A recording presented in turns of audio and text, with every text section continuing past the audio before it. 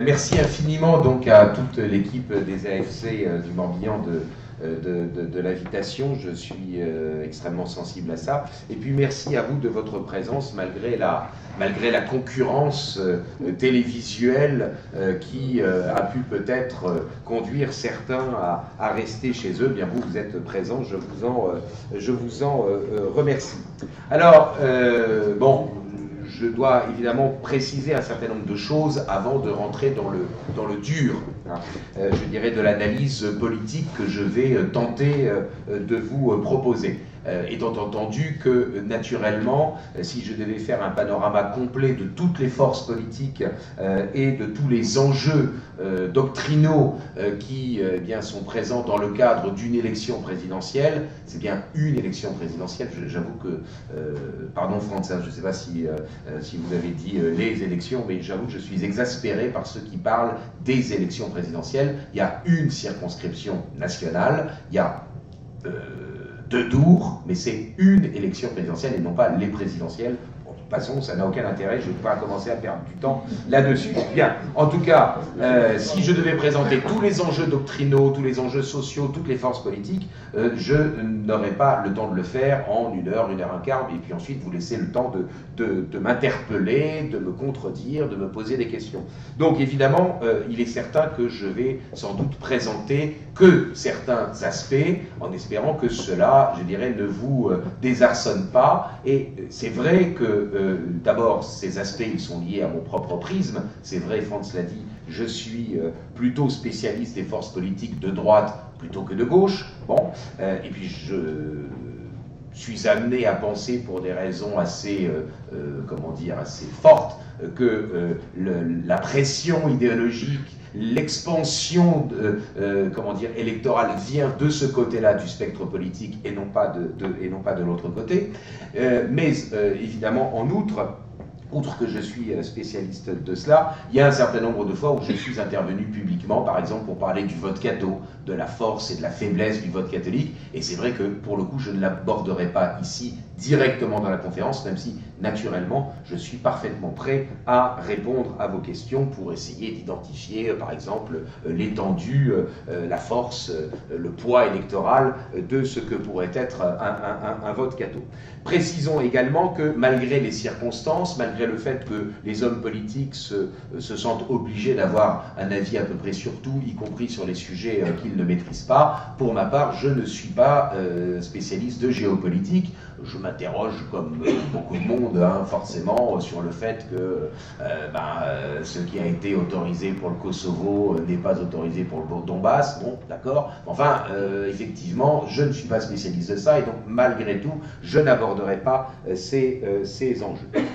Pour terminer cette très très courte présentation, avant d'entrer dans le cœur, je dirais, des problèmes, j'ajouterai que cette conférence, on l'avait décidée, on l'avait programmée avec Franz il y a déjà un certain temps, me semble-t-il, dans mon souvenir, aux alentours du mois de septembre 2021, et je dois dire que j'étais à cette époque assez optimiste quant au renouvellement possible du personnel politique, quant à le renouvellement de l'offre politique. Je ne suis pas certain d'être aussi, comment dire, enthousiaste que j'ai pu l'être il y a quelque temps, et donc c'est vrai que peut-être certains d'entre vous me trouveront un peu, comment dire, un peu maussade, un peu critique. Bien. Pour analyser les forces politiques, j'insiste sur ce point, c'est absolument essentiel. Il faut essayer de combiner non seulement l'aspect doctrinal, bien sûr, mais aussi l'aspect sociologique ou l'aspect électoral. Si on ne s'intéresse qu'aux questions de doctrine, eh bien, on est peu en prise avec la réalité. Si on ne s'intéresse qu'aux questions électorales, on a une vue au ras des pâquerettes et on ne voit pas les perspectives. Et donc, il faut vraiment avoir cet élément-là en tête, puisque la conférence que je vais essayer de vous présenter, c'est d'essayer de combiner, d'associer une analyse des forces politiques et des enjeux qui se présentent à notre société. Et puis, il y a un deuxième élément qu'il faut à tout prix garder en tête, c'est le fait que eh bien, les forces politiques, elles n'existent pas indépendamment les unes des autres. Elles interagissent les unes par rapport aux autres. Hein. On n'existe pas sur le spectre politique uniquement en fonction des idées que l'on professe. On existe sur le spectre politique en fonction de l'état des autres forces politiques. Quand vous avez un parti communiste qui, à lui tout seul, jusque dans les années 70, fait 25% des voix, ben vous comprenez bien qu'évidemment, le rapport de force politique, l'existence des autres forces politiques, dépend de l'existence du parti communiste. Et donc, évidemment, il faut raisonner en termes d'interaction. Je ne vais pas revenir sur quelque chose que je traite couramment et habituellement en conférence, c'est le glissement des forces sur le spectre politique, mais à l'occasion, je pourrais quand même y faire allusion, et si cela ne vous, dérange pas trop, on pourra reporter ça pour plus de développement dans le cadre des questions, si jamais cela vous intéresse. Je terminerai ce court laïus, enfin ce laïus, je dirais, introductif, par le fait que, Franz l'a dit, il est évident que moi je ne suis en aucune manière là, même si j'ai mes propres préférences, naturellement, mais je ne suis en aucune manière là pour donner des satisfecit aux uns ou aux autres. Le fait d'approuver, par exemple, une mesure ou une déclaration d'un candidat, eh bien, cela ne signifie pas qu'on le soutient en tout. Hein. À l'inverse, le fait de critiquer une mesure, une stratégie, une proposition, cela ne veut pas dire que l'on est l'ennemi de ce candidat ou de cette force politique. La politique, c'est malheureusement fait de proximité. C'est ce pourquoi l'on a une préférence. Hein. Alors, pour reprendre le thème, je dirais, évoqué par Franz au tout début de cette conférence, je ne suis pas là du tout pour vous dire qu'il y a, je dirais, une relativité des choses morales. Non. Je ne suis pas un partisan du subjectivisme en matière morale. En revanche, en matière de politique, dans l'art du possible, eh bien, oui, il y a un moins mal possible que l'on peut peut-être essayer de rechercher. Or, je le précise parce que le temps d'une campagne électorale, c'est très souvent un temps au cours duquel les esprits sont exacerbés, les positions deviennent extrêmement épidermiques. Hein. L'esprit sectaire, il faut bien le dire, des partis politiques, qui est assez souvent mortifère, est présent, très souvent présent chez les militants qui ne supportent pas que l'on évoque telle ou telle défaillance ou tel aspect, je dirais, impropre dans une stratégie ou dans un programme. Et donc, par conséquent, j'ose espérer que, eh bien, vous ne m'agresserez pas hein, sur cet aspect-là des choses et que vous éviterez, je dirais, ce que j'ai pu subir sur les réseaux sociaux, c'est-à-dire l'intervention d'un certain nombre de trolls qui ne supportent pas, qui n'ont par exemple pas supporté que je dise qu'il y avait une forme d'amateurisme, par exemple dans la quête des parrainages, les fameux parrainages de la part d'un certain nombre de candidats, qui n'ont pas supporté que je dise par exemple que dans le fond le système venait au secours des candidats dits anti-système, parce que évidemment s'il n'y avait pas eu un certain nombre de candidats au premier tour de la présidentielle, bah, évidemment ça aurait parfaitement délégitimé l'élection, ce qui pour ma part ne m'aurait pas forcément totalement déplu, je dois le reconnaître, ça m'aurait même plutôt amusé, mais voilà, le système, entre guillemets, n'est-ce pas, eh bien ne pouvait pas se permettre cela, et donc il est venu au secours de l'amateurisme, hein, le fait de téléphoner à des maires au lieu de se déplacer, ce qui est évidemment contre-productif et ce qui est quelque peu quand même désobligeant quand on veut obtenir leur parrainage. Bon, voilà, donc j'ai subi un certain nombre de critiques de trolls dont j'espère que, eh bien, vous ne ferez pas, j'espère que vous ne ferez pas la même chose. Quel est l'état de la société qui est la nôtre? Je crois que nous vivons une triple insécurité, une insécurité concernant les personnes et les biens, une insécurité économique et sociale, le chômage, la paupérisation des classes moyennes, et puis évidemment ce phénomène d'inflation qui est sous nos yeux et qui devient évidemment extrêmement prégnant. Et puis comment dire, une insécurité culturelle et morale, culturelle par le déracinement des autochtones, par le multiculturalisme en raison de la présence d'une forte population d'origine immigrée, qu'elle soit ou non d'ailleurs naturalisée, une insécurité morale dans le sens où, eh bien, il y a un risque incontestablement de dénaturation de la nature humaine, que ce soit évidemment par la pratique effrénée et désormais allongée dans les délais quant à l'avortement, c'est-à-dire le fait que l'on s'attaque à la personne, à l'être qui est quand même le plus faible, qui est le plus innocent et qui est sans défense, ou par le phénomène de la théorie du genre ou du transhumanisme. Je ne reviens pas là-dessus, ce n'est pas l'objet véritablement de cette conférence. Mais enfin, en tout cas, il est certain qu'il y a des aspects de cette triple insécurité qui sont traités dans la campagne. Je pense qu'effectivement, la sécurité des personnes et des biens, c'est traité. La question, je dirais, de la paupérisation des classes moyennes, c'est aussi en partie traité, plus ou moins bien et en convaincant ou non, mais enfin, en tout cas, c'est abordé. Mais la question de la sécurité morale, de la perte des repères, la question démographique, et qui est évidemment directement liée à la question de la bioéthique et notamment de l'avortement, elle est quasiment totalement absente.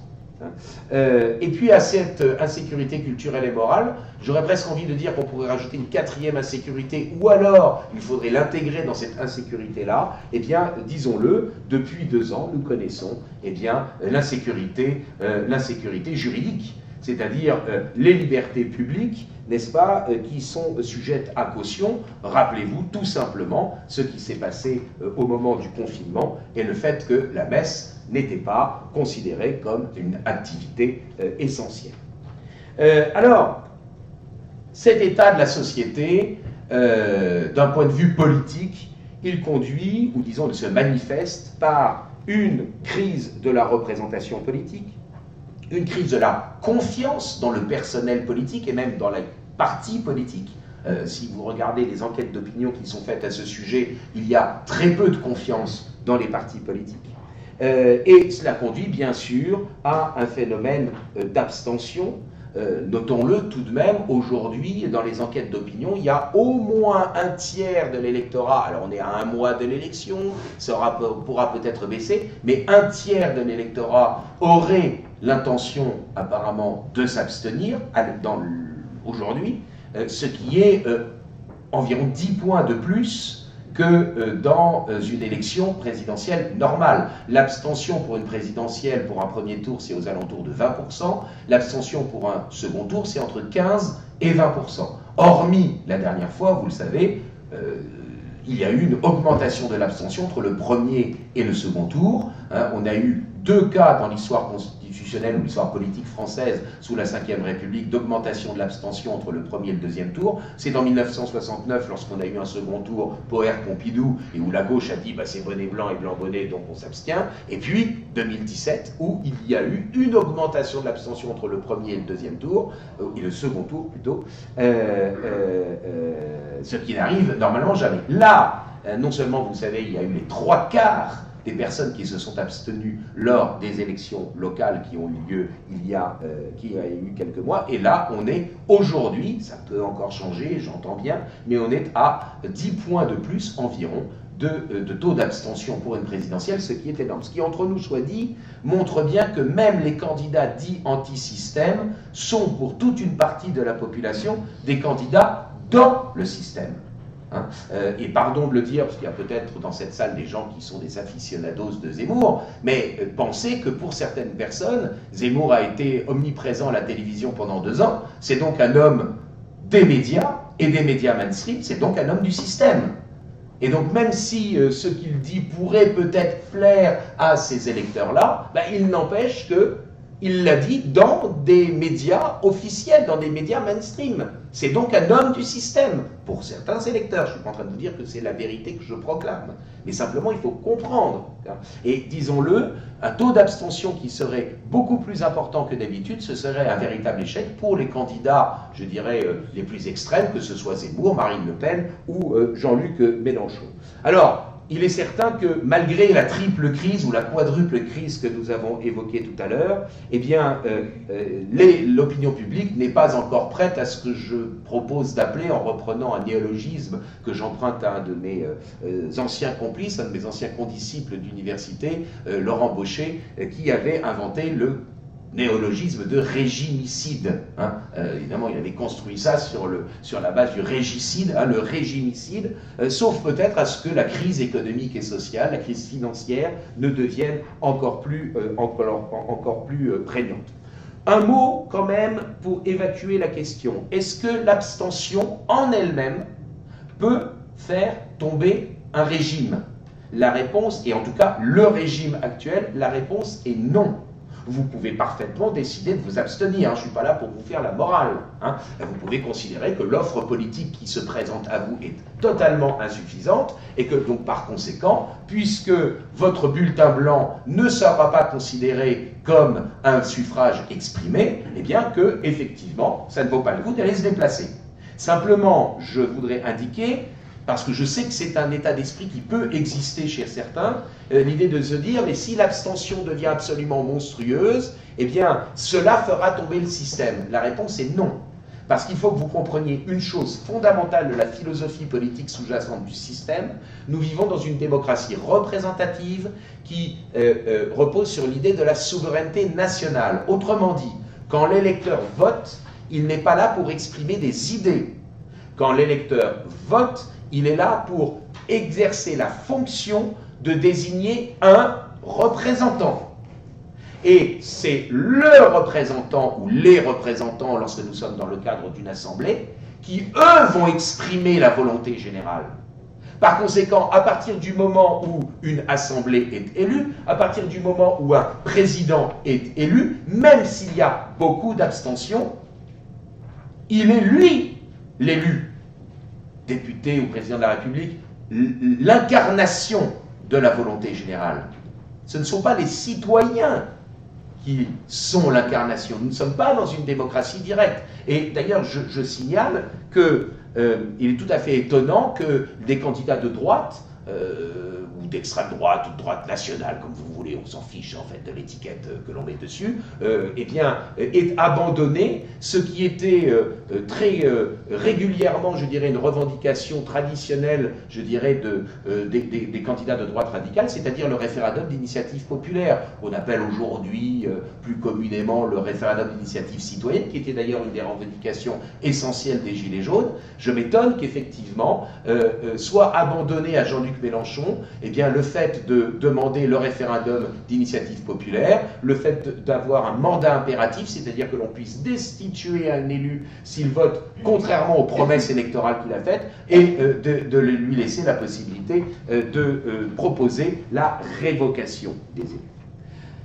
Je termine sur cette crise, je dirais, de la représentation politique, avec l'évocation, bien sûr, de ce phénomène inabouti. C'est vrai, il est inabouti. Mais enfin, tout de même, il a existé, ce phénomène des Gilets jaunes. Ce phénomène des Gilets jaunes qui, eh bien, est né, et le plus important, c'est sans doute cela le plus important, est né hors parti et hors syndicat. C'est-à-dire que ce n'est pas un mouvement social qui est né, canalisé par des organisations qui auraient voulu le mettre en place dans un objectif politique donné. C'est né hors parti et hors syndicat. Ce qui montre d'ailleurs une forme d'atomisation de la société, c'est sans doute très dommage, mais ce qui montre quand même qu'il y a la possibilité de l'existence d'un mouvement social en dehors des structures politiques. Et je reviendrai sans doute là-dessus dans la conclusion que je vous proposerai. Et je vous rappelle évidemment les deux principales revendications des Gilets jaunes qui existaient depuis le début. Je suis absolument catégorique parce qu'aujourd'hui, il y a une tendance, je dirais, des commentateurs à nous expliquer que non, ça n'est venu que petit à petit. J'ai des documents du tout début du mouvement des Gilets jaunes, c'est-à-dire fin novembre, début décembre, où il est déjà demandé, non pas simplement la fin de la taxe carbone et la baisse du prix des carburants, mais tout simplement le fait de vivre de son travail et non pas de l'État-providence, premièrement, et deuxièmement, le fait de pouvoir être participer directement aux décisions collectives par le fait de pouvoir s'autosaisir, c'est-à-dire le référendum d'initiative populaire. Alors, 3 points, si vous le voulez bien, pour cet exposé, étant donné donc la situation, l'état des lieux que nous avons proposé, que je vous ai en tout cas proposé. Le premier point, ce sera de proposer une vision sans doute partielle, mais je dirais de manière globale quand même, de l'état des forces politiques. Et le premier point, évidemment, à évoquer, c'est que, bien entendu, nous saurons véritablement quel est l'état des forces politiques, leur rapport de force, le soir des élections. Pour l'instant, nous ne pouvons nous utiliser que les sondages. Et je sais qu'il y a un certain nombre de personnes qui, parce que les sondages ne donnent pas forcément les résultats qu'ils escomptaient, critiquent cet instrument. Je ne suis en aucun cas là pour défendre des instituts qui ne me rémunèrent pas, hein, parce que s'ils me rémunéraient grassement, peut-être que je le ferais. Hein. On peut être mercenaire, pourquoi pas, mais enfin, en l'occurrence, je voudrais vous éviter d'abord de croire des billevesées, et puis ensuite de vous ridiculiser, notamment sur les réseaux sociaux, lorsque certaines personnes écrivent des âneries à propos, je dirais, des sondages. Oui, les sondages peuvent être une fabrique de l'opinion et non pas un instrument de constatation de l'opinion. C'est vrai, c'est parfaitement vrai. Mais pourquoi? Pour une première raison, c'est lorsqu'il y a des questions fermées. C'est-à-dire lorsque l'Institut de sondage propose quel est le sujet qui vous intéresse le plus, une liste. Et une liste fermée, vous ne pouvez pas rajouter, vous ne pouvez pas dire, moi ce qui m'inquiète c'est le transhumanisme, moi ce qui m'inquiète c'est l'avortement. Non, on vous a dit que, est-ce que vous êtes inquiet de telle ou telle question? Et naturellement, en choisissant les mots, il y a des mots qui vont peut-être plus facilement vous attirer que d'autres. Donc là, lorsqu'il y a des questions fermées, lorsque ce sont des sondages avec des questions fermées, oui, ça peut effectivement manipuler. Deuxième manière, effectivement, qui peut conduire à manipuler, mais ça, les instituts de sondage le reconnaissent parfaitement, puisqu'ils ont des clients, c'est-à-dire qu'un sondage, il est commandé par un client. Évidemment, de la manière dont vous posez une question. Si vous dites, est-ce qu'il est possible, est-ce que vous pensez qu'il est acceptable qu'une personne atteinte d'une maladie incurable et qui souffre énormément, est-ce que celle-ci doit pouvoir partir dans la dignité? Bien évidemment, vous allez avoir 90% des gens qui vont dire oui. Mais si vous posez la question inversement, est-ce qu'une personne qui est atteinte d'une maladie incurable, mais qui a encore une espérance de vie, est-ce que vous pensez qu'il est légitime que le médecin lui fasse une piqûre qui abrège sa vie? Ben, vous n'avez pas tout à fait la même réponse. Si à côté de cette question vous demandez est-ce qu'il est nécessaire, est-ce qu'il est même souhaitable de proposer aux malades en fin de vie des soins palliatifs, ben là vous n'avez pas non plus la même réponse. Et j'ai un exemple que je donne régulièrement en cours, où 2 sondages ont été faits, l'un pour la DMD, c'est-à-dire le lobby pro-euthanasie, et quelques semaines à peine après, l'opinion publique n'a pas eu le temps de changer, fait pour un grand journal de l'Ouest de France en l'occurrence. Dans le sondage pour la DMD, 90%, on nous dit 90% des gens sont pour l'euthanasie, sauf que la question c'était mourir dans la dignité, patati patata. Lorsque vous regardez les questions telles qu'elles sont posées pour Ouest France, mais c'est le client qui décide des questions, ben évidemment, vous avez 43-44% des gens qui sont pour l'euthanasie, et vous en avez l'autre moitié pour atteindre les 90% qui sont pour les soins palliatifs. Donc oui, de la manière dont vous posez les questions, vous pouvez induire une réponse. Mais ça, c'est le client, ce n'est pas l'institut de sondage. L'institut de sondage, il n'a aucun intérêt, lui, à donner des résultats biaisés. Il ne gagne pas sa vie avec les sondages politiques. Avec un échantillon représentatif de 1000 personnes, une question, ça vaut 1000 €. Voilà, vous êtes Le Figaro, Valeurs Actuelles, Atlantico, ce que vous voulez. Hein. Je cite les journaux dans lesquels je publie. Eh bien, vous commandez des sondages. Une question, c'est 1000 €. Pensez bien que l'Institut de sondage, il ne gagne pas sa vie avec ces sondages-là. Donc il n'a aucun intérêt à vendre des billevesées, à biaiser volontairement les choses. Et puis il y a un troisième élément qui peut évidemment conduire à ce que le résultat d'un sondage soit plus une fabrique de l'opinion qu'une constatation de l'opinion, mais là pour le coup c'est de la faute des sondés. C'est ce que le grand sociologue français Gabriel Tarde a identifié, c'est-à-dire la loi de l'imitation. Par souci de ne pas être marginalisé socialement, eh bien tout simplement, on va donner la réponse que l'on pense être la bonne pour, dans son lieu de travail, dans ses relations, dans le milieu social dans lequel on vit, eh bien, être intégré socialement. Encore une fois, ce n'est pas de la faute des instituts de sondage. Alors, il faut évidemment garder aussi en tête le fait que, alors que les instituts de sondage ont la prudence de dire qu'il y a des marges d'erreur, les journaux qui publient les sondages ne les indiquent jamais. Je vous signale que plus vous vous rapprochez de 0 ou de 100, moins la marge d'erreur est grande. Plus vous vous rapprochez de 50, plus la marge d'erreur est grande. C'est assez logique. D'accord? Et quand on me dit, mais pardonnez-moi, quand on me dit, ah oui, mais on avait donné pour le Brexit 48-52, mais c'était dans la marge d'erreur. S'il vous plaît, je vous en supplie. Bon, donc il y a des marges d'erreur. Ensuite, ce qui explique, je dirais, qu'il puisse avoir une distinction avec les résultats réels, c'est tout simplement la certitude du vote. Là aussi, les journaux ne publient pas ça.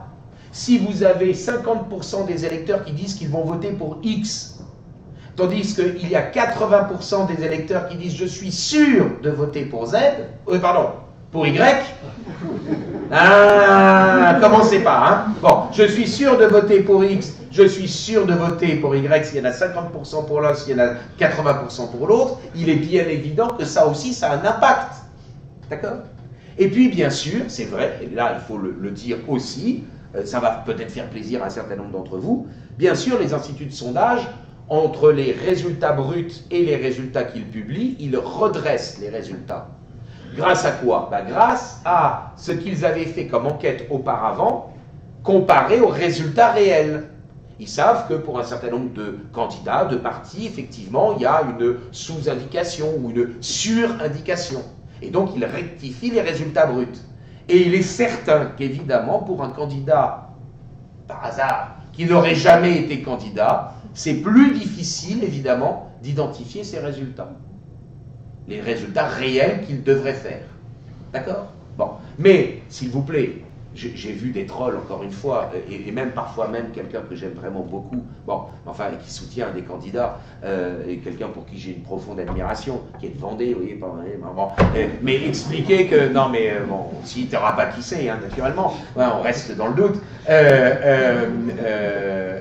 mais en expliquant qu'il était un demi-point au-dessus d'un des concurrents du candidat. Mais ça ne veut rien dire. Ça ne veut rien dire. On est complètement dans la marge d'erreur. Ce qui est important, ce sont les courbes. Et je rappellerai aussi, je suis peut-être un peu trop long sur la question des sondages, encore que c'est une question importante. Je vous rappellerai, parce que j'ai vu ça sortir récemment, il y a 2-3 jours, depuis 2-3 jours, on nous dit « Ah, regardez les sondages qui étaient donnés en 2002, au mois de mars ». Je vous rappelle que les élections avaient eu lieu pour le premier tour le 21 avril. Donc, ils nous donnent des résultats du mois de mars, mais ce qui compte, ce sont les courbes. Et si vous regardez les courbes des sondages qui étaient donnés en 2002, vous aviez une courbe ascendante, c'était celle de Jean-Marie Le Pen, et vous aviez une courbe descendante, c'était celle de Jospin. Et dans la dernière semaine, les sondages ne peuvent pas être publiés. Or, maintenant nous le savons parce que les gens en parlaient. Le Monde qui commandait à la Sofres ces sondages. Je crois que la Sofres, ça n'existe plus, ou ça a été racheté, ou ça a changé de nom entre eux. Eh bien, Le Monde a été à 2 doigts d'enfreindre la loi d'interdiction de publication des sondages dans la dernière semaine, parce que dans la dernière semaine, les courbes s'étaient croisées.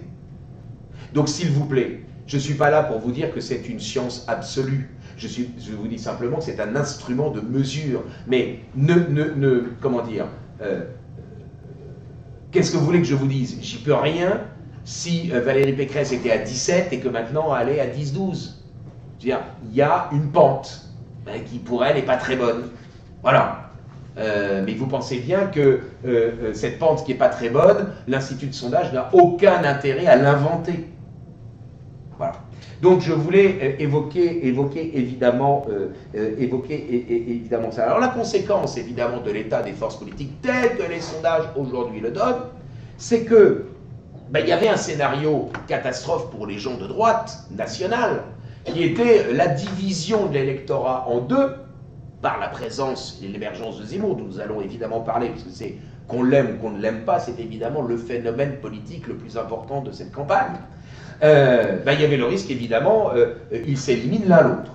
En particulier, au bénéfice de Valérie Pécresse, qui était haut dans les sondages. Ce scénario catastrophe ou cauchemardesque pour les gens de droite nationale, ou de cette sensibilité-là, il semble s'éloigner, en raison, évidemment, de la dépression que connaît Valérie Pécresse. Cela dit, n'oubliez quand même pas qu'il y en a un autre qui monte, c'est Jean-Luc Mélenchon, et que s'il y a un vote utile de gauche, et s'il y a une mobilisation des catégories populaires en raison des situations d'inflation, etc., il n'est pas dit qu'il ne monte pas suffisamment haut, étant donné que le seuil de sélection pour le deuxième tour, le deuxième candidat est quand même extrêmement bas, et que donc, par conséquent, le scénario catastrophe pour la droite, qui est quand même aujourd'hui éminemment majoritaire dans l'opinion publique, elle n'est peut-être pas majoritaire en termes de partis politiques, mais en termes, je dirais, de valeurs, vous avez tous les items de droite qui réunissent entre 60 et 80% de la population française.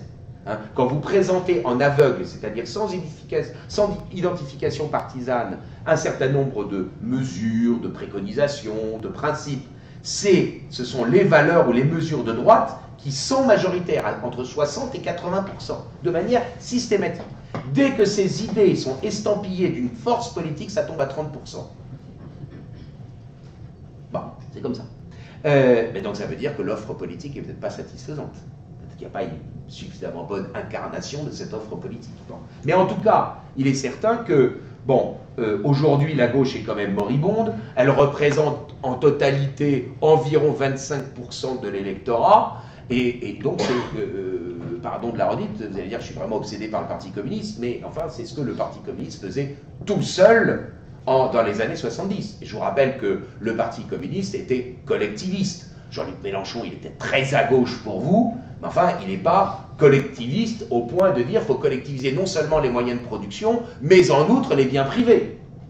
D'accord? Donc, je veux dire, déjà, la gauche pèse beaucoup moins, et ensuite, elle est beaucoup moins de gauche qu'elle ne l'était auparavant. Bien, en tout cas, dans ce domaine-là. Dans d'autres domaines, elle est peut-être plus libérale, au sens du subjectivisme politique. Alors, si on regarde, je dirais, les résultats des élections, et pas simplement les sondages, on s'aperçoit d'une chose assez ambivalente et assez intéressante, mine de rien.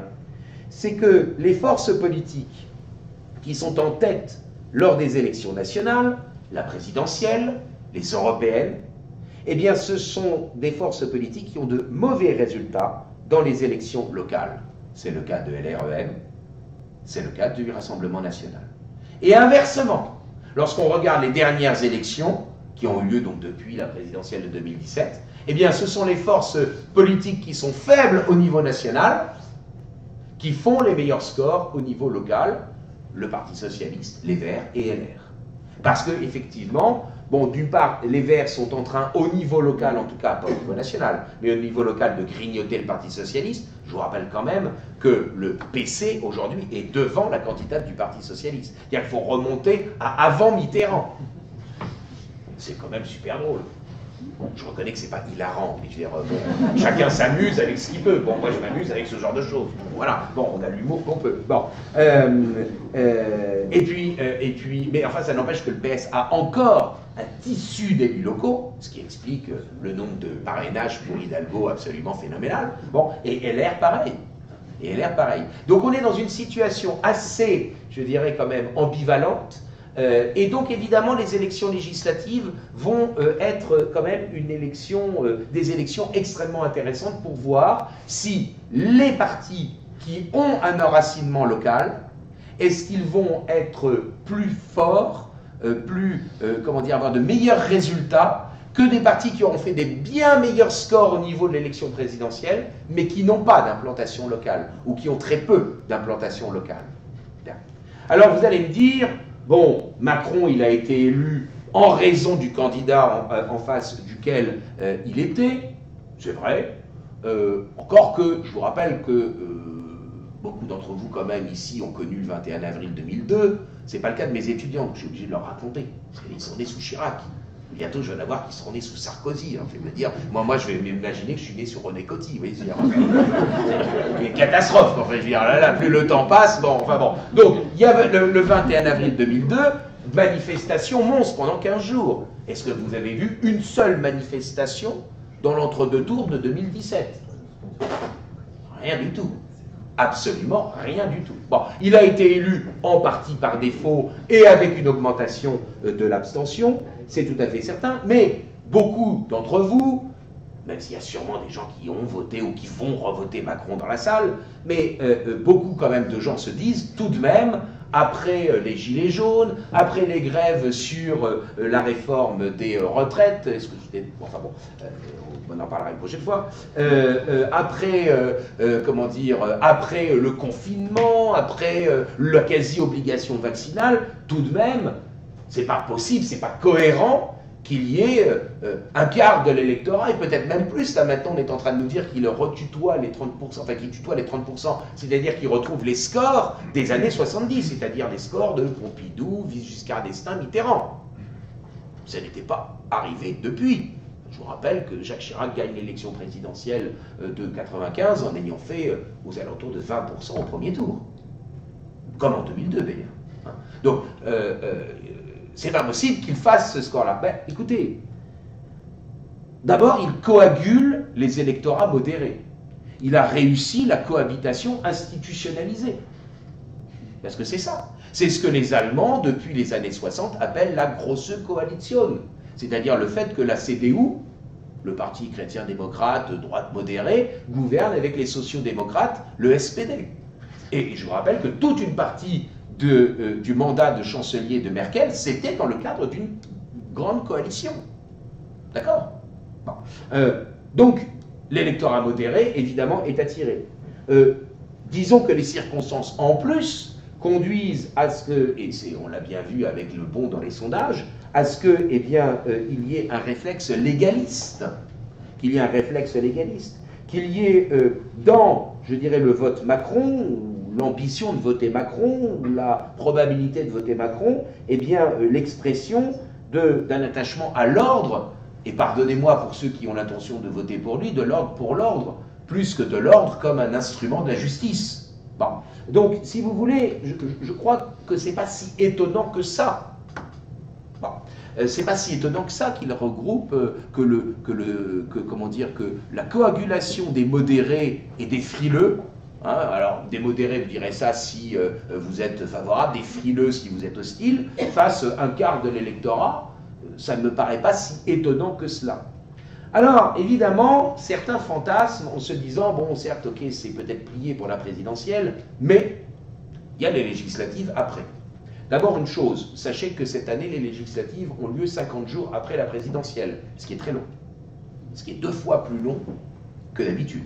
C'est-à-dire que pour une fois, il va y avoir une vraie campagne.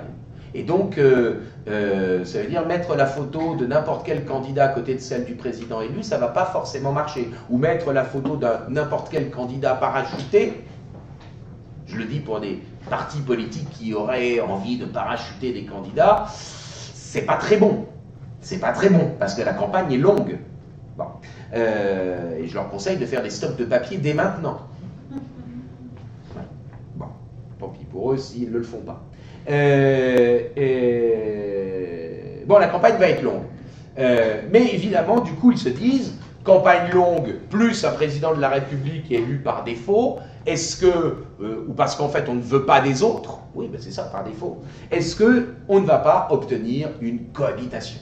Je vous rappelle que c'était une des choses qui avait été vendue par LR en 2017, en disant, bon d'accord, au deuxième tour on vote pour Macron, mais on va lui imposer une cohabitation. C'est possible, je ne peux jamais évacuer, on ne peut jamais évacuer une hypothèse comme celle-là, mais ça relève quand même plus du fantasme que d'une que du réalisme. Tout simplement parce que l'on sait que les électorats qui ont perdu à la présidentielle se démobilisent. Le taux d'abstention aux législatives, c'est 60%. Le taux de participation présidentielle, c'est 80%. Le taux de participation législative, c'est 60%. Le taux de participation en élections locales, c'est entre 40 et 50%.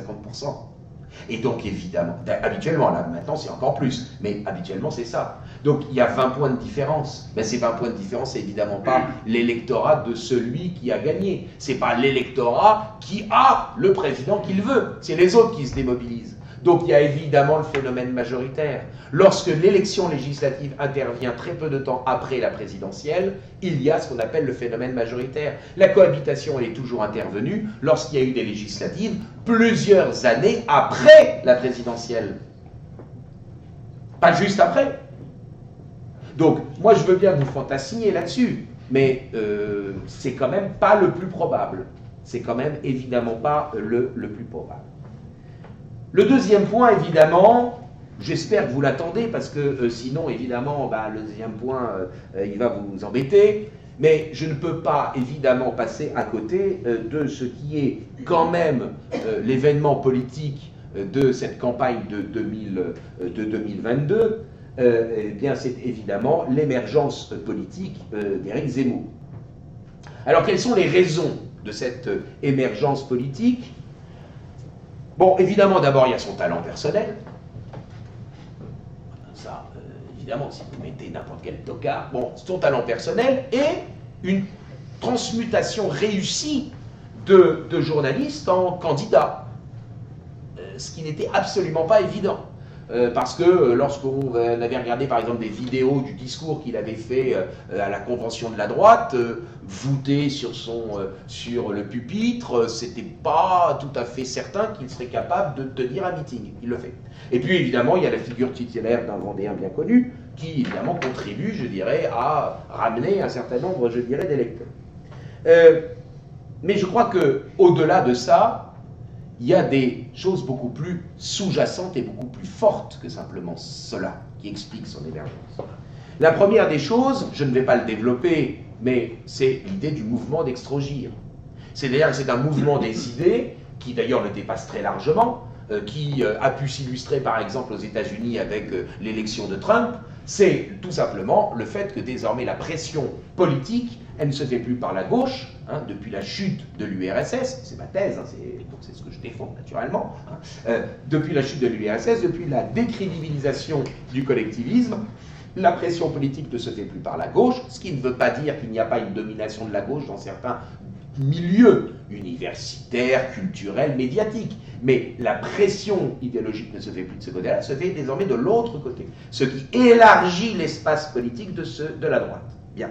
Et donc évidemment, Zemmour est, je dirais, porté par ce mouvement d'extrogir. C'est pas lui qui l'a inventé, je veux dire, la chute de l'URSS, le fait que les problématiques, je dirais, politiques depuis une trentaine d'années sont des problématiques qui sont liées à la question de la définition des corps sociaux. Qu'est-ce que c'est que l'Europe, Maastricht, le traité établissant une constitution pour l'Europe, qu'est-ce que c'est que les civilisations, le 11 septembre, etc. C'est évidemment pas lui, donc il est porté, bien sûr, par un mouvement qui le dépasse, évidemment, très largement. Ensuite, évidemment, il est porté par tout le travail qui a été fait par des hommes politiques avant lui. Et des militants qui ont labouré le terrain et qui ont petit à petit imposé un certain nombre de sujets. La question de la démographie, je vous signale quand même que c'est un des premiers hommes politiques à en avoir parlé, c'est Michel Debré. La question évidemment de la destruction des villes par les grandes surfaces. C'est le maire de Tours, c'est Jean Royer, qui d'ailleurs était un homme absolument épatant, c'est un des premiers à avoir dénoncé l'impact délétère de la pornographie vis-à-vis de la jeunesse. Et puis bien sûr, évidemment, on est bien obligé évidemment de le citer, la question de l'immigration, écoutez, même si ça fait mal aux oreilles de certains, c'est 40 ans de travail, de travail de Jean-Marie Le Pen. Donc évidemment, évidemment, il y a le talent personnel, mais il y a tous ces éléments-là. Le mouvement d'Extrogir, le travail d'un certain nombre d'hommes politiques avant lui, et de tendances effectivement assez différentes, encore que sur l'Algérie française, vous savez bien que Michel Debré et Le Pen avaient évidemment la même position. Vous vous souvenez quand même que Michel Debré démissionne de Matignon pour ne pas avoir à appliquer la déclaration unilatérale du gouvernement français dite accord d'Évian. Et que l'un des principaux partisans de l'Algérie française n'est autre que le patron du MRP, l'un des patrons du MRP, le successeur de Jean Moulin à la tête du CNR, c'est-à-dire Georges Bidault. D'accord? Hein, je ne vous apprends rien. Hein, c'est quand même évidemment le patron du mouvement républicain populaire, du Parti chrétien-démocrate, président du Conseil sous la 4e République, c'est un des principaux opposants à De Gaulle et un des fondateurs de l'OAS. Bon. Enfin bon, c'est pas le sujet, on en parlera une prochaine fois si vous le voulez. Et puis, évidemment, dernier élément qui explique l'émergence de Zemmour, ben, tout simplement, je dirais, le fait qu'il y a un appel d'air qui a été créé par le comportement de Marine Le Pen. À partir du moment où elle se désintéresse de l'électorat conservateur, pour dire les choses rapidement, elle aime péter. C'est très rapide, mais enfin, grosso modo, c'est ça. Et que par ailleurs, en interne, elle se comporte d'une manière assez autoritariste, c'est le moins que l'on puisse dire, hein, bah forcément, elle crée un certain nombre de désaffections qui n'ont que pu favoriser, bien sûr, eh bien, la coagulation autour de Zemmour d'un certain nombre de personnalités. Résultat des courses, aujourd'hui, l'électorat de Zemmour, l'électorat potentiel de Zemmour, c'est quoi? C'est, bon, disons-le, on peut dire les choses de manière un peu schématique, mais c'est quand même ça, c'est l'électorat Bellamy des européennes, ou, si vous préférez, la moitié de l'électorat Fillon. Quelle moitié? Ben, vous savez, en fait, l'électorat Fillon, il s'est divisé en 3 parties. L'électorat Fillon du premier tour. Il y en a la moitié qui a voté Macron, il y en a un quart qui s'est abstenu, et il y en a un quart qui a voté Marine Le Pen. Ben, 19 divisé par 2, 8,5, c'est à peu près le même score que Bellamy. C'est cet électorat-là, c'est cette moitié de l'électorat Fillon qui, au deuxième tour de la présidentielle, n'a pas voulu voter Macron, et donc soit s'est abstenu, soit est allé voter Marine Le Pen. Donc ça, c'est le socle. Et puis après, évidemment, il a siphonné au moins la moitié de l'électorat du Pont-Aignan, et puis une partie de l'électorat FN. Alors, il y a quelques semaines, il en avait siphonné une assez grande partie. Là, il en siphonne une moins grande partie, puisque évidemment, vous les avez bien vu, il a quand même quelque peu chuté dans les sondages. C'est pas totalement mystérieux, hein. C'est pas totalement mystérieux, il y a plusieurs raisons à ça. Je crois qu'il subit plus que d'autres, je dirais, des positions sur la Russie qui sont quand même un peu ambiguës et que certains trouvent comme ayant été virevoltantes. Bon. Et puis tout simplement, il y a une mobilisation un peu plus importante de l'électorat populaire, ce qui fait que quand vous avez des mobilisations différenciées de certains types d'électorats, ben évidemment ça bénéficie plutôt à certains candidats plutôt qu'à d'autres. À partir du moment où les catégories populaires commencent à rentrer petit à petit dans la campagne, ben elles bénéficient en l'occurrence plus à Marine Le Pen qu'à Éric Zemmour.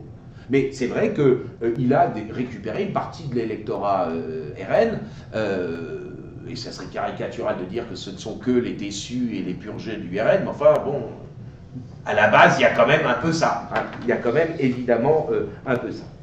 Quelles sont donc les raisons du succès? Nous les avons vues. Il y a une chose qu'il a réussi. Alors, est-ce que vous allez en être satisfait ou pas? Vous choisirez. Mais il y a une chose qui est certaine qu'il a réussi, que je trouve absolument édifiante, c'est qu'il a quasiment fini de torpiller le cordon sanitaire autour du RN. Ça peut vous paraître paradoxal, parce qu'évidemment, on voit bien qu'il a envie de siphonner le RN, hein, de faire la ligne Buisson, comme Sarkozy l'avait réussi. Mais vous avez quand même constaté que quand vous avez quelques personnalités du RN qui basculent chez Zemmour, aucun journaliste ne lui en dit « Monsieur Zemmour, vous accueillez parmi vous des fascistes ». Alors qu'en revanche, ils vont voir Marine Le Pen en disant « Alors, vous n'êtes pas trop triste, etc., qu'il s'en aille ». C'est fabuleux. C'est-à-dire que, pardon, mais j'ai l'impression que les journalistes sont parfois un peu aveugles, mais je veux dire, le cordon sanitaire est quasiment pulvérisé par le simple fait qu'il y ait ces transfuges, qu'il y ait ces jeux de vases communicants entre ces organisations et ces électorats. Donc ça, il est bien évident que c'est lui qui l'a fait beaucoup plus que le fait qu'il y avait eu, c'est vrai, auparavant des ralliements envers le Rassemblement national, mais qui étaient, somme toute, quand même plus de personnalités indépendantes que, je dirais, des mouvements de masse. Quelles sont les faiblesses? Parce qu'évidemment, il faut quand même évidemment regarder aussi quelles sont les ambiguïtés ou les faiblesses de la campagne. Nous ne sommes pour l'instant que dans la campagne d'Éric Zemmour. La première des choses que j'évoquerai, c'est une chose qui m'a frappé lorsque j'ai regardé sa vidéo de candidature. Et je fais donc référence à un des éléments qui, à mon sens, explique l'émergence de Zemmour. C'est le moi-je, pour dire les choses rapidement. Je vous ai proposé une analyse, vous connaissez mes positions, eh bien, aucun homme politique ne les a reprises, donc du coup, je suis candidat. Alors, je comprends bien la logique, hein. C'est l'élection présidentielle, c'est la rencontre d'un homme, plus ou moins providentielle, enfin d'un homme avec le peuple. Ok, enfin, c'est vrai que c'est tout de même assez étonnant, je dirais qu'un candidat ne revendique pas, ne serait-ce que tout simplement pour essayer de ratisser large, je dirais l'héritage d'un certain nombre de personnalités. Je vous en ai cité de diverses sensibilités. Si vous citez Michel Debré, Jean Royer, Jean-Marie Le Pen, vous avez un éventail extrêmement large qui couvre normalement le spectre politique qu'il veut incarner. Le moi-je, moi j'avoue que j'ai trouvé ça un peu étonnant. Ensuite, il est clair qu'il a une vision. Bon, c'est un type cultivé. Hein. Bon. Il a une vision très personnelle des choses, qui passe par un double prisme, à mon sens. Un prisme négatif, plutôt un prisme où il dénonce quelque chose, c'est l'islamisme. Alors évidemment, de manière plus générale, il parle de l'immigration, mais on sent quand même bien que c'est à travers la question de l'islamisme qu'il, je dirais, traite le problème plus large de la question de l'immigration. Or, l'islamisme n'est qu'une des questions de l'immigration, c'est évidemment pas la seule.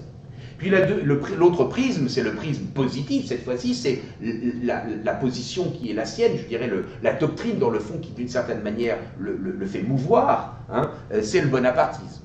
Bon, et en particulier Napoléon Ier, j'y reviendrai tout à l'heure. Alors, c'est vrai que une des raisons sans doute, je dirais, du succès ou du départ qui existera peut-être dans les prochaines semaines, hein, ne m'agressez pas si vous avez l'intention de voter pour lui, hein. Mais c'est évidemment le fait qu'il apparaît comme étant quelqu'un qui a une vision, qui a un discours. On a tellement d'ectoplasme dans la vie politique que même s'il clive, au moins, il clive de manière, je dirais, cultivée et intelligente. Bon. Mais d'un autre côté, ça veut dire qu'il n'a pas fait l'effort d'essayer d'établir une plateforme, un programme commun, j'aurais envie de vous dire, pour les plus anciens qui se souviennent de Mitterrand, une plateforme commune qui permettrait de réunir un certain nombre d'électorats différents qui pourraient être séduits par tel ou tel aspect des choses.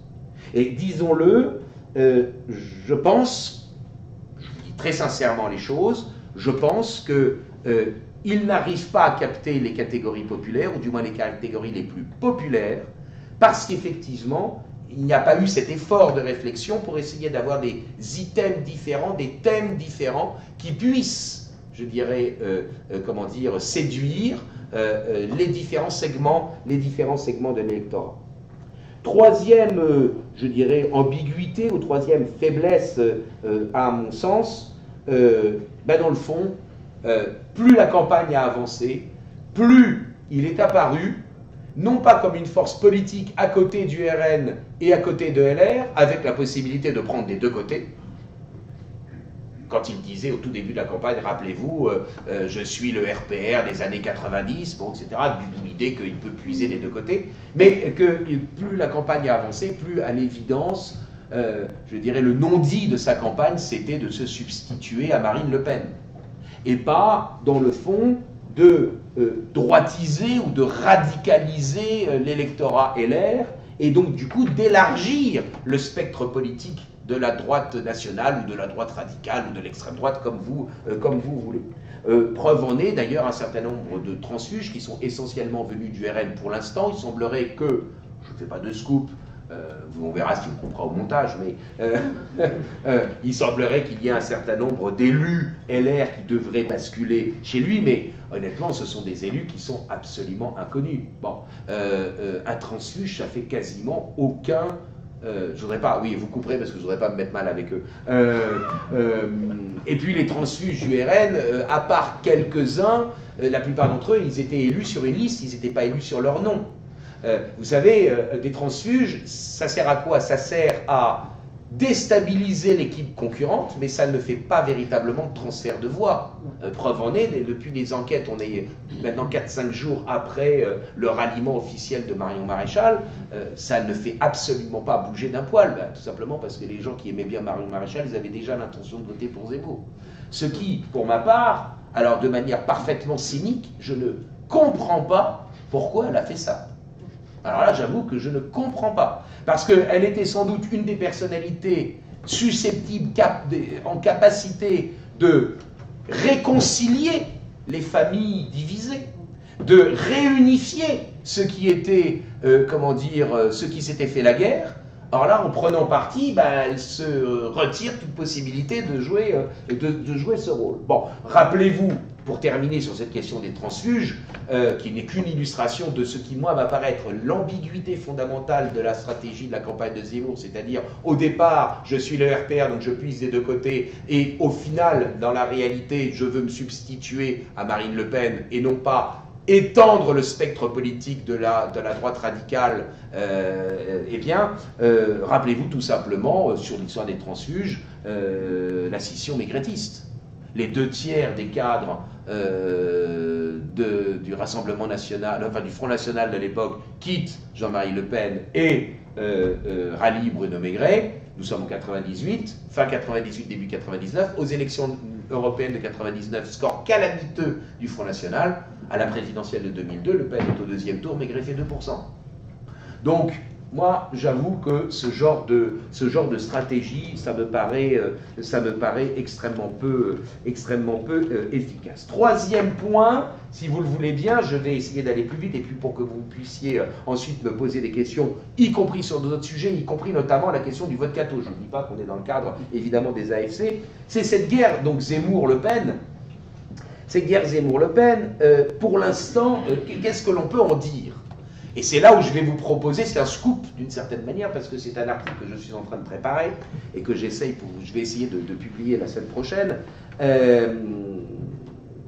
Mais je vais y arriver, non pas lentement, mais après quelques éléments de présentation. Bon, pour l'instant, dans cette guerre, il semblerait que Marine Le Pen soit devant Zemmour. Pourquoi? Parce qu'il y a le vote populaire, que Zemmour ne capte pas, le vote très populaire, en particulier les gens qui ont moins de 1 000 € de revenus par mois. Sur cette catégorie-là, alors il a des catégories populaires, Zemmour, hein, c'est sûr, mais sur la catégorie, mais il en a avoir moins que Marine Le Pen, et d'autre part, sur la catégorie des gens qui ont moins de 1 000 €, c'est-à-dire ceux qui, avec l'augmentation du gaz, etc., ceux-là, ils sont morts. Les moins de 1 000 € par mois, Zemmour les touche absolument pas. Absolument. Et cela, il y a une surreprésentation pour le vote Le Pen. Bon. Donc les catégories populaires. Ensuite, il y a le vote utile. Je crois qu'il y a un certain nombre de gens qui ont tellement peur que l'émergence de Zemmour empêche la présence de l'un ou de l'autre d'être au deuxième tour, que des gens ont dit, ah, écoutez, basta, je voterai pour celui qui sera en tête. Et comme, au bout d'un moment, c'est toujours elle qui était en tête, parfois c'est loin, d'autres fois pas trop loin, mais toujours quand même en tête, sauf 1 ou 2 fois dans un sondage, eh bien, effectivement, il y a le vote utile qui joue. Et puis, dernier élément, bon, il y en a d'autres, mais enfin, j'abrège. Je crois que la campagne de Marine Le Pen est une campagne locale, qui apparaît à tort ou à raison, parce que je ne suis pas sûr que quand on habite à Saint-Cloud, encore que je ne sais même pas si elle habite encore à Saint-Cloud, mais enfin, on n'est pas forcément toujours très proche, je dirais, de la réalité quotidienne des gens, mais ça n'empêche que sa campagne apparaît comme étant plus une campagne de proximité. Les gros meetings de Zemmour, qu'est-ce que ça apparaît comment? C'est Paris qui part à la conquête des provinces. C'est la grosse machine parisienne. Et alors j'ai eu le tort, alors là je me suis pris des trolls. Parce que j'ai dit, mais j'ai eu cette expression dont je n'étais pas mécontent. D'ailleurs, je trouvais que ça faisait, vous savez, comment est-ce qu'on appelle ça vous savez, une formule cash comme ça qui frappe. Une punchline, c'est ça, une punchline. Parce que je suis fluently, hein, with a marvelous accent. J'avais dit, être un candidat hors système, c'est pas être un candidat hors sol. Oh là là, qu'est-ce que je me suis pris. Tous les trolls de Sarah Knafo qui me sont tombés sur le dos. Oh là là là là, c'était rigolo. Bon, enfin, oui, la campagne de Zemmour, elle apparaît comme étant une campagne parisienne qui part à la conquête des provinces. À tort ou à raison, la campagne de Le Pen apparaît comme étant une campagne enracinée, une campagne locale, une campagne de proximité, des petites salles de 200, 300, 500 personnes, et non pas des énormes meetings de 5000 ou de 8000 qui servent essentiellement à faire des images. Sauf qu'il y a toute une partie de la population qui, en fait, ne regarde pas ces images-là. Parce qu'ils regardent un journal télévisé court qui fait un quart d'heure, ils ne vont pas regarder tout l'après-midi les meetings, je dirais, rediffusés sur les chaînes d'info. Alors, bien entendu, je le dis pour que tout le monde soit content, tout cela, ça peut changer, évidemment, on verra bien. Et évidemment, Marine Le Pen a un risque, c'est que, en adoucissant sa personnalité, en essayant de montrer « Oui, Zemmour, c'est un méchant qui clive, patati patata », et bien évidemment, elle fait une campagne de second tour au premier. Et ben quand on fait ça, Lionel Jospin, ben, ça ne lui a pas, évidemment, bénéficié. Plus important dans cette guerre, j'attire votre attention sur un non-dit. Je sais très bien que les candidats et les partis politiques ne peuvent pas maintenant répondre à la question. Mais ce qui est important, c'est ce qui va se passer au soir du premier tour. Quel que soit l'un ou l'autre qui sera au second tour, si tant est que l'un et l'autre aient une chance d'y être. C'est est-ce que celui qui n'y sera pas, est-ce que celui des deux candidats qui n'y sera pas, est-ce qu'il appellera explicitement à voter pour l'autre? Eh bien, écoutez, je suis désolé de vous dire, de vous décevoir, quelles que soient vos sensibilités. Alors peut-être que certains d'entre vous trouveront ça génial, parce que justement, vous n'avez pas l'intention de voter pour l'un ou pour l'autre. Mais je ne suis pas du tout certain que ça se fera. Pour une raison très simple, c'est qu'ils ont tous l'intention de présenter des candidats aux législatives. Mais pourquoi?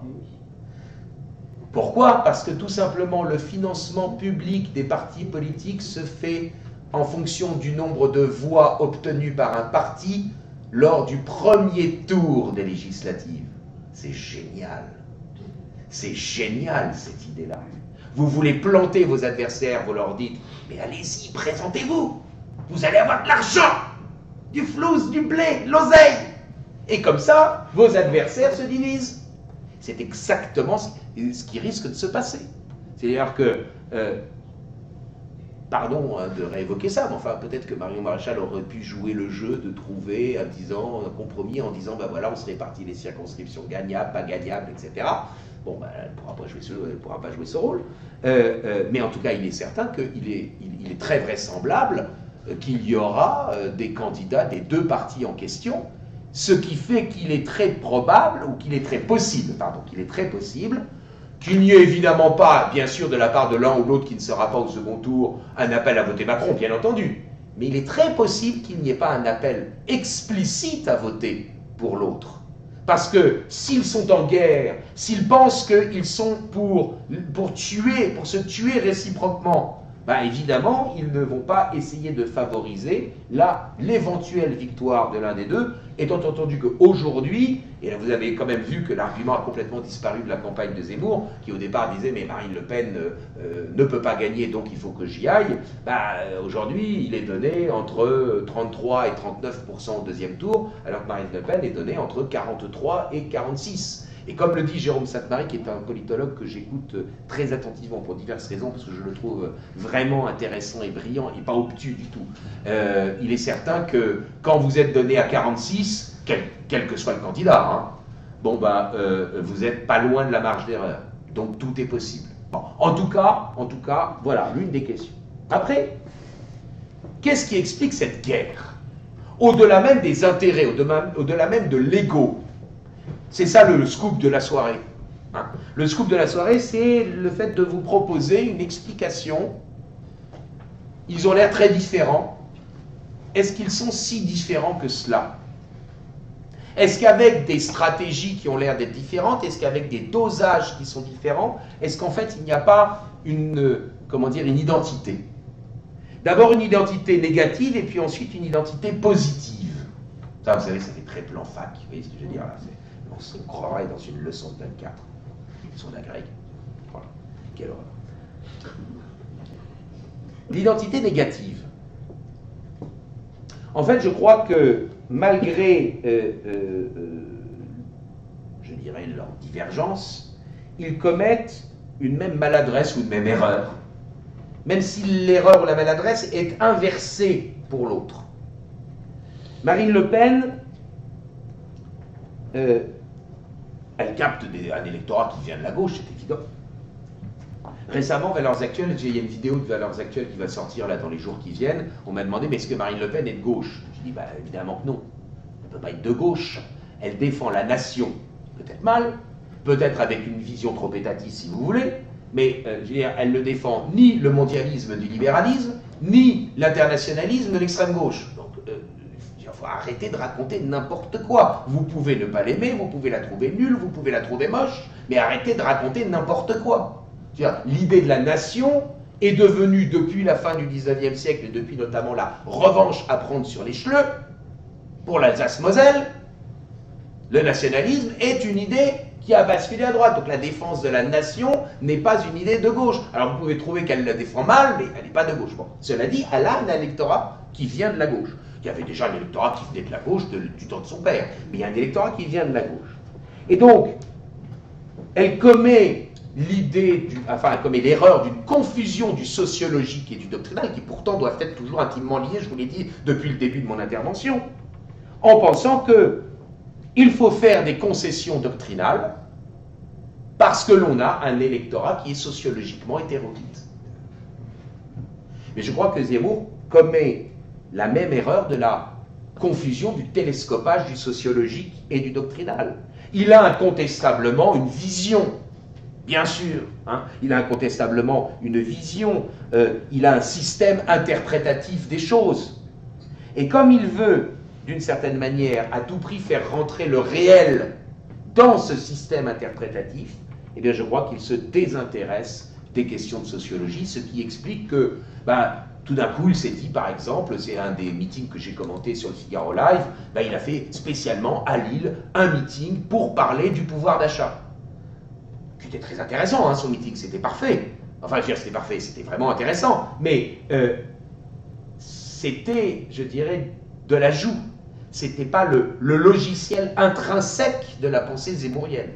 Je crois qu'ils commettent cette même erreur, de télescopage du sociologique, de la confusion du sociologique et du doctrinal. Le sociologique de Marine Le Pen qui conduit à une évacuation du doctrinal, le doctrinal chez Zemmour qui conduit à une évacuation du sociologique. Ça, c'est la vision, je dirais, l'identité négative. L'identité positive, ça, c'est une de mes marottes. C'est que je crois qu'en fait, l'un et l'autre représentent deux visages différents du bonapartisme.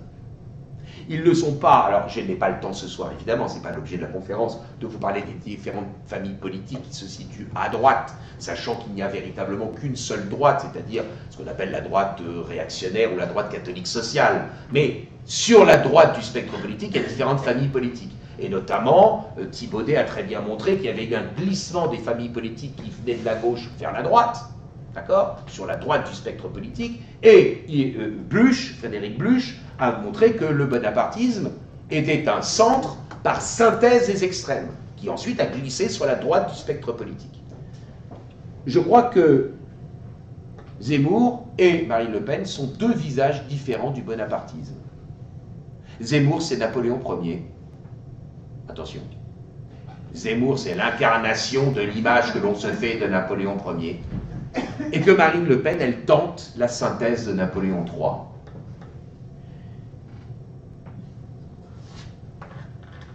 Napoléon Ier, c'est l'homme que l'on admire, l'homme que l'on craint, c'est l'homme qui veut que l'État assure l'ordre et assure la puissance.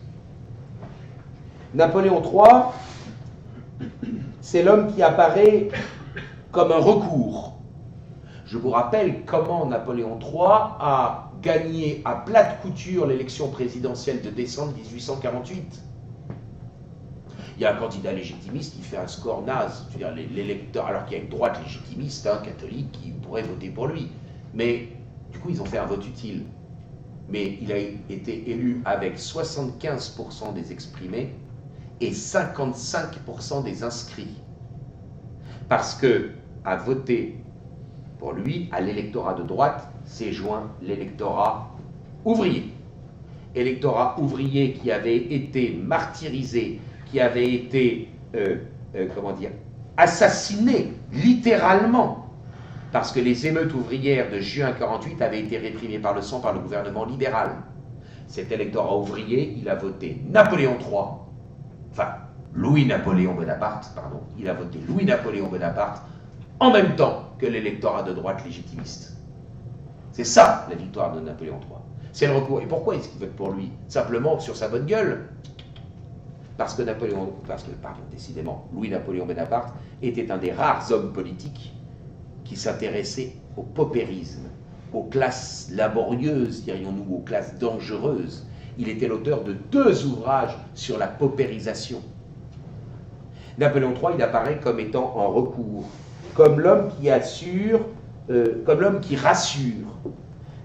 Si Napoléon Ier, c'est l'État qui assure l'ordre et la puissance, parfois peut-être en sortant de son lit, en faisant la campagne de Russie, patata patata, eh bien l'État de Napoléon III, c'est quoi? C'est l'État qui assure la prospérité, c'est l'État qui assure la justice, notamment la justice sociale. Je vous rappelle que Napoléon III, c'est donc quelqu'un qui s'intéressait aux questions sociales. Je vous rappelle que Napoléon III rend en 1864 la grève licite, que la grève était une infraction pénale depuis la Révolution française.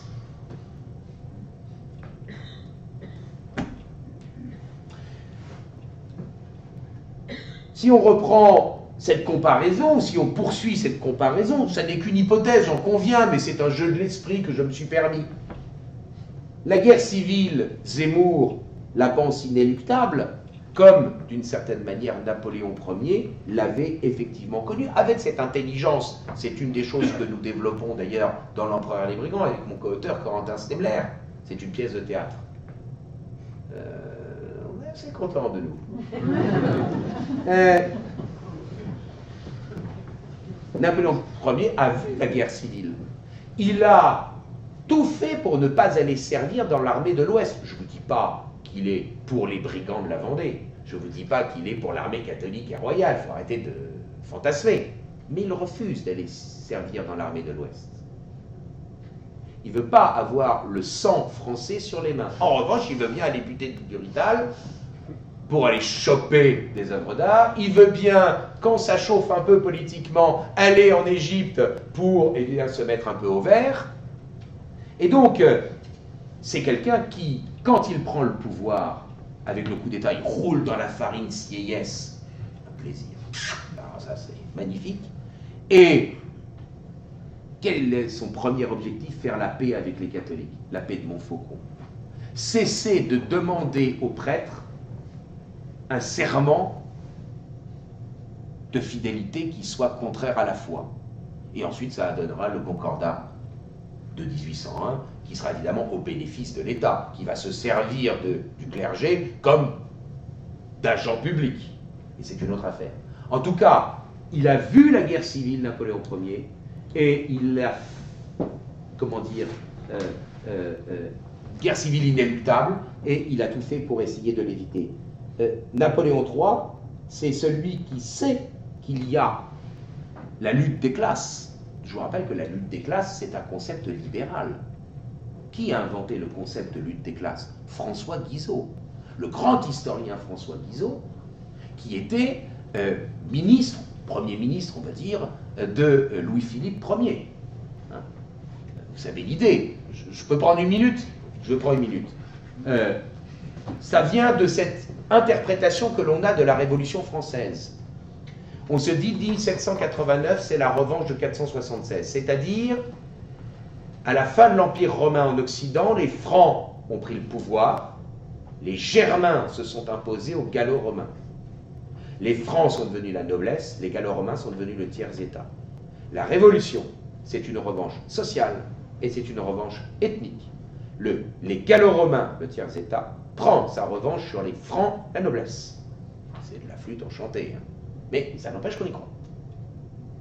Et puisque désormais il n'y a plus cette lutte ethnico-sociale, eh bien la société va être traversée par de nouveau des conflits, la lutte des classes. Et Guizot nous dit, il y a la lutte entre les productifs et les improductifs. Les productifs, c'est qui? C'est les patrons et les ouvriers. Et les improductifs, c'est le clergé et l'armée.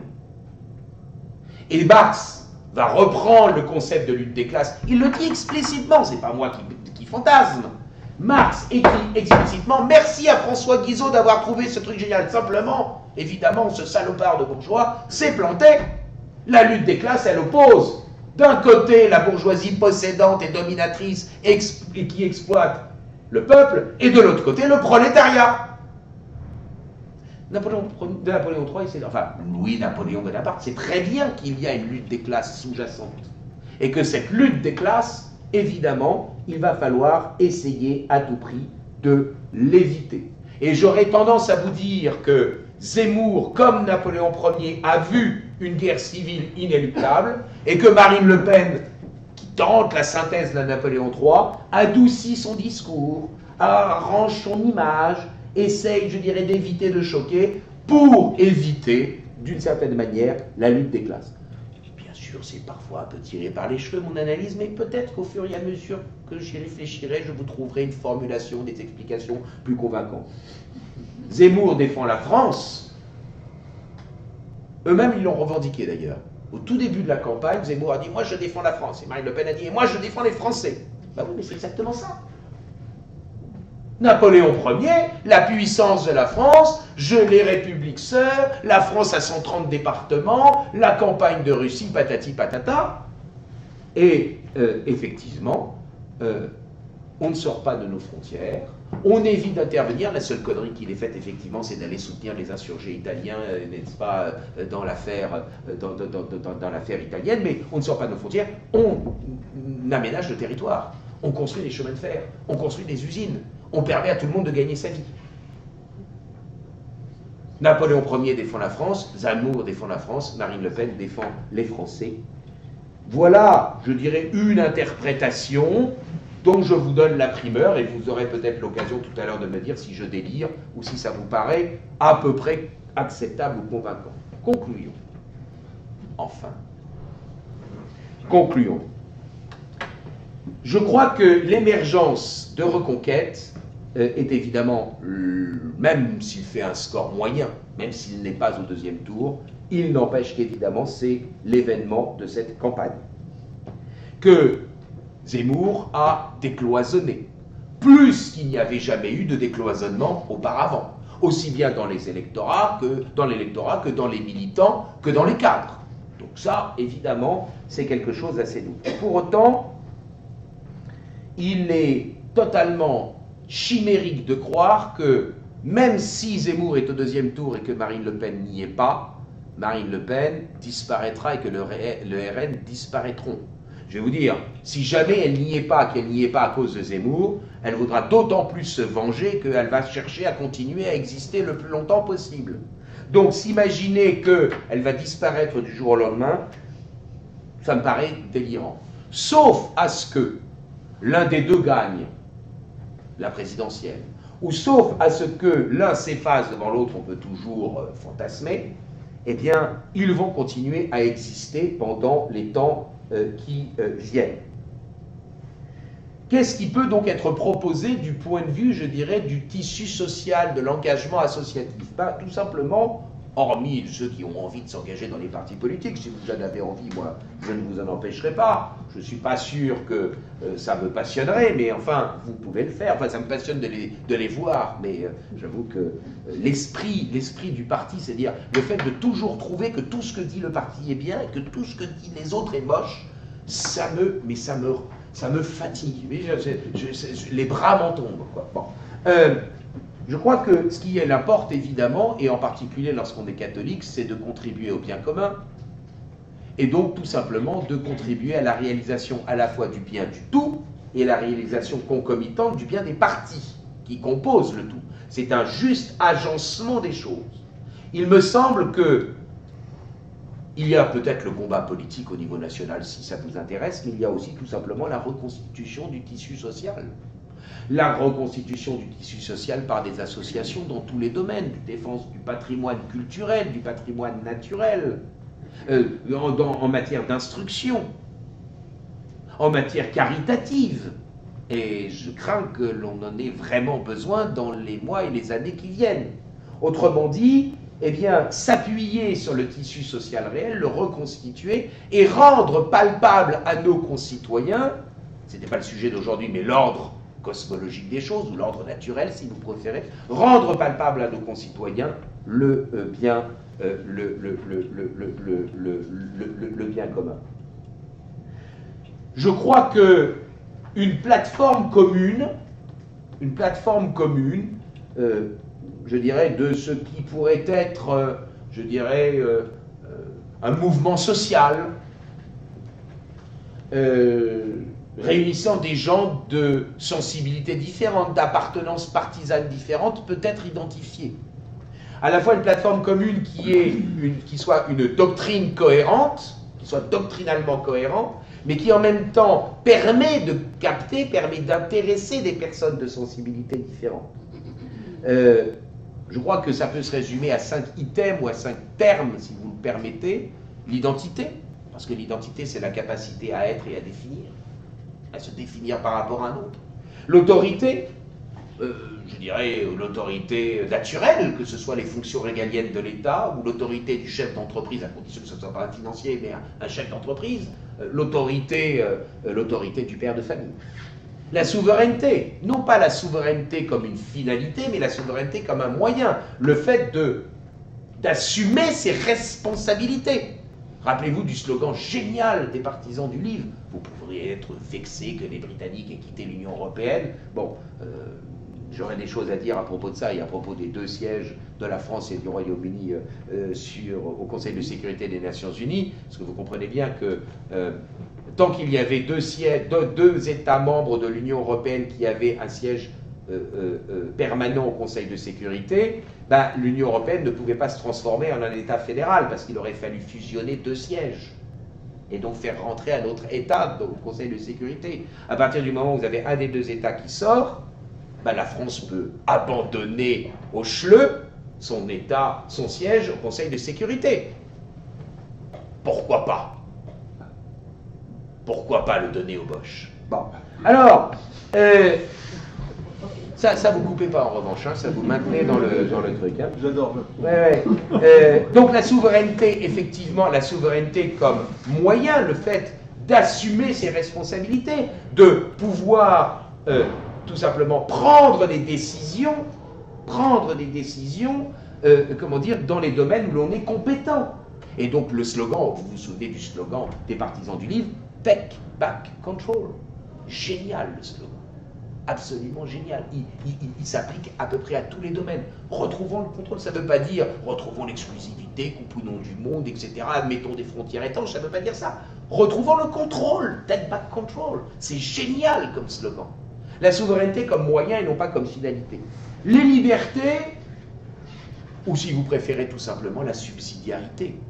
Le fait de ne déléguer à l'échelon supérieur que ce que l'on n'est pas capable de faire, mais en même temps le fait de laisser, je dirais, l'initiative à ceux qui en sont capables. Et puis enfin la dignité de la personne. Si quelqu'un, je vous assure que quand j'ai travaillé sur ces questions-là, j'ai à la fois regardé ce qui étaient les items, les idées dont je vous parlais tout à l'heure, qui sont majoritairement acceptées par les Français, et en même temps la construction de quelque chose qui soit doctrinalement cohérent. Si une personne est attirée par cette liste, même si elle, pour diverses raisons, par exemple l'identité, on va dire ah ouais, bah alors donc ça veut dire que vous voulez diminuer le nombre d'avortements. Bah oui, on veut au moins diminuer le nombre d'avortements. Bah oui. Bon. D'ailleurs, l'objectif c'est pas d'interdire l'avortement, l'objectif c'est qu'il n'y en ait pas. Bon, ça c'est encore une autre question. Bon. Mais enfin, si quelqu'un pourrait être choqué par l'un ou l'autre de ces éléments, je vous assure que l'attraction des autres items de cette liste est suffisamment forte pour qu'il fasse abstraction. Il me semble que c'est un programme pour un mouvement social, à défaut d'être un programme pour un candidat à l'actuelle élection présidentielle. Je vous remercie vraiment de votre attention.